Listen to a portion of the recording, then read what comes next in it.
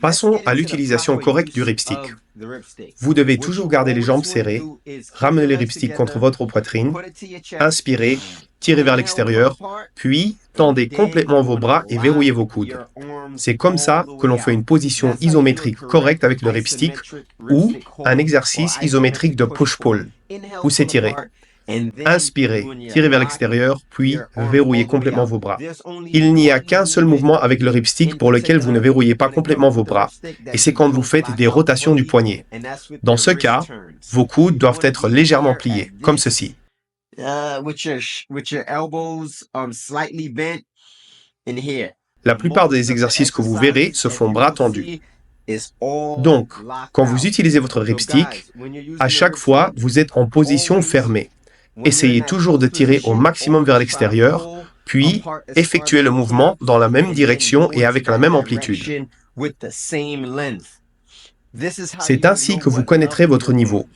N'utilisez pas le ripstick comme ceci. Ceci n'est pas une façon correcte de l'utiliser. La seule fois que vous devrez ouvrir et fermer le ripstick dans cette position, c'est quand vos bras sont complètement tendus.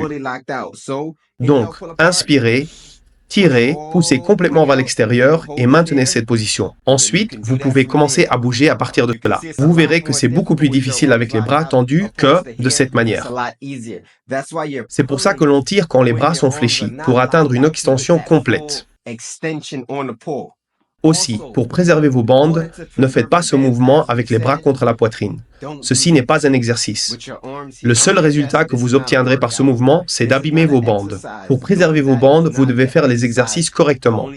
Certains nous contactent en disant « Oh, mes bandes ont cédé après un jour ». C'est impossible que vos bandes cèdent en une journée. Cela ne peut être que à cause d'un mauvais mouvement. Guys would contact me and say, "Oh, my bands popped after a day." It's impossible unless the bands were defected that your bands popped in one day, other than you're doing the wrong exercise. Et on leur demande, envoie-moi une vidéo de ce que tu fais exactement. Et ils font ça. Ceci n'est pas un exercice. L'exercice commence ici. Ouvrir, pousser vers l'extérieur, ou bien ouvrir, pousser vers le haut ou vers le bas, comme vous l'avez vu dans mes différentes vidéos. Ainsi, rappelez-vous, ce sont des bandes en caoutchouc spécialement conçues en taille pour le ripstick, mais au final, ce ne sont que des bandes en caoutchouc, pas des bandes de résistance professionnelles. Donc, l'élasticité finira par s'user. Pour la préserver, vous devez faire les exercices correctement. In order to preserve it, you need to be doing the correct exercises. Encore une fois, essayez toujours de garder les pieds serrés. Quand vous écartez les jambes avec le ripstick dans la phase d'inspiration et de tirage, cela devient beaucoup plus facile. Je ne dis pas que les débutants ne peuvent pas faire cela pour commencer, mais la meilleure position, c'est jambes serrées et tirer au maximum vers l'extérieur. Is to keep your legs together open as wide as you could. Remember this one trick. Donc, souvenez-vous de cette astuce. Toujours tirer. C'est à ce point-là que vous essayez de déchirer votre bande. Et même dans cette position, vous continuez à tirer. Même quand vous allez dans cette direction, vous continuez à tirer pour maintenir la tension constante. Vous ne laissez pas le ripstick se refermer.